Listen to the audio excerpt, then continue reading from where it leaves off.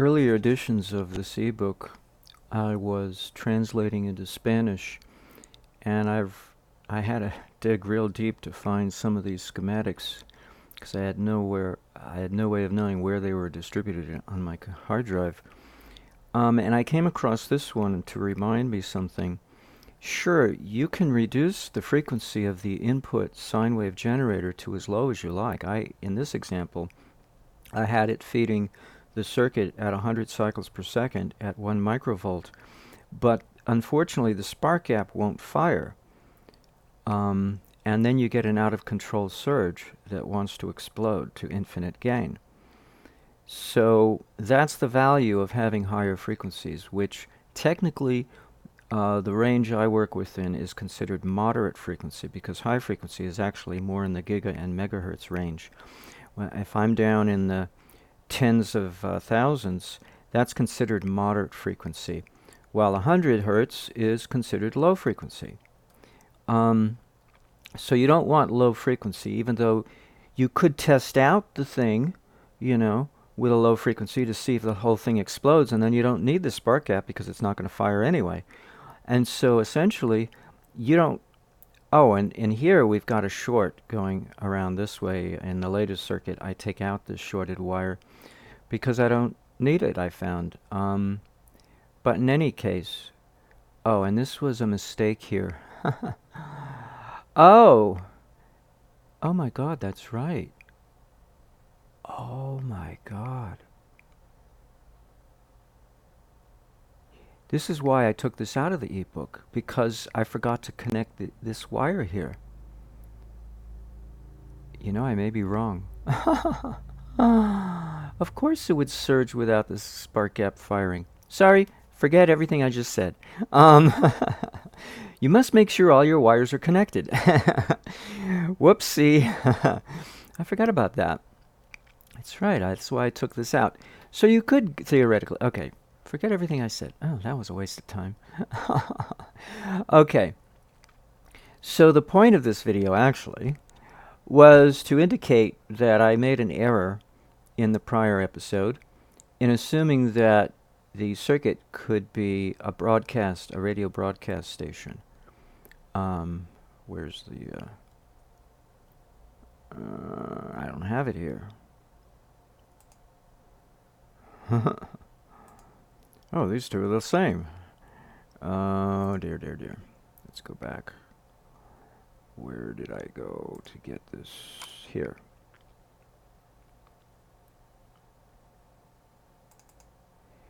The rotor, see, will act as an aerial to broadcast, but the ground connection will not, because I had forgotten that I did measurements on the input, and the input is 3 volts peak to peak, and the amperage is nanoamps, so how can it possibly broadcast through the ground? It can't. It's no way it's going to happen. It's just not going to happen through the ground. So, sorry to disappoint you, but yeah, sometimes my brainstorming, I forget. I did so many, of these simulated experiments, I've forgotten all of them. But if you do broadcast, it'll be through the air, and it'll be from the rotor, because that's uniting the high current of the starter coils with the high voltage of the motor coils, bifilar coils, into the rotor. And so these magnetic plates are going to broadcast an electromagnetic field as well. So this whole magnetic armature is going to broadcast, as well as the rotor itself, because this is the transferring mechanism between the rotor and the main motor coil and the starter coils. So you've got a large body here magnetically transmitting electromagnetic waves, at the very least, if not electrostatic as well. Although because of the high voltage, we have to consider the possibility that electrostatic propagation is happening as well as electromagnetic. So it's basically an aerial problem. So I suppose if you buried this in the earth, like Jumanji, the Robin Williams movie, Jumanji, if you bury this in the earth several feet underground, then I guess the FCC won't bother you. And then we can call this broadcasting through the earth. See, I knew there was I knew there was broadcasting through the earth somewhere involved, but we don't want it broadcasting through the air. So there are a lot of different ways of preventing getting the FCC involved. We can blow air across this with compressed air, and hopefully the air will ionize as it passes across this, and then the ions will ground out the minute they hit up against any object that's connected to the earth, such as the wall of a building, for instance. And so, but in any case, ions are not going to create radio interference. It's the electromagnetic radiation and the electrostatic field that will create, well, I should say, qualify that.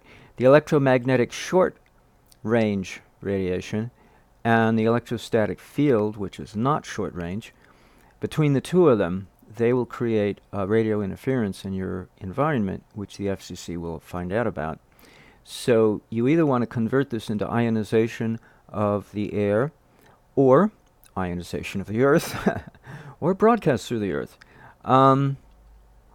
Let's see, what was the other methods? I think that was it. You could immerse this in oil. If this is going to be a solid state device, there you go, there's an insulator for you. Well, but see, you can't pass air across that. It's still going to broadcast. And yeah, there's no you cannot block electromagnetic waves. You can redirect them by putting this in, let's say, an iron cage and then grounding the cage, if you know what you're doing. And I don't know what I'm doing usually with those kinds of things. Right, but electrostatics you can shield with a Faraday cage. That's easy enough. I believe with an electrostatic grounding, if you do things correctly, it requires one ground, while with an electromagnetic it requires two grounds. So I guess with electromagnetic you're grounding both the electromagnetic and the electrostatic at the same time. See what I was saying before in a prior video, that the electromagnetic is the extension of the electrostatic? So even though Eric Dollard says they are complete denials of each other, in terms of the structuring process of manifesting mass, electromagnetics, gravity, it comes after, that's the three-dimensional that comes after the two-dimensional of the crossing of two dielectric lines of force in space, following after the one-dimensional singular, taken one at a time, dielectric line of force in space. So it kind of then presupposes the idea that electrostatics supersedes electromagnetics, in that it's the parent and the electromagnetic is the daughter. The consequence of the effect. It's the consequence of the cause being the dielectric. Anywho, trying to stay on track here. So what was the point of this video? Oh yes, grounding, right. So there's not a whole lot of power passing through the sine wave generator. And I made certain of that because originally I had the sine wave generator in line. And then I realized, no, wait a minute, Paul Falstad gives you two choices for a voltage input. Well, he gives you four choices, not only DC versus AC, and then all the others, triangular versus pulse. But he also says, well, do you want two poles or one? And he must presume the grounding out the other pole if it's a one-pole input, because you never see that in the schematic. You just see one pole inputting your voltage. But here in microcap, I have to include both poles. There's no presumptions allowed. So I have to include ground on the other side of the sine wave generator.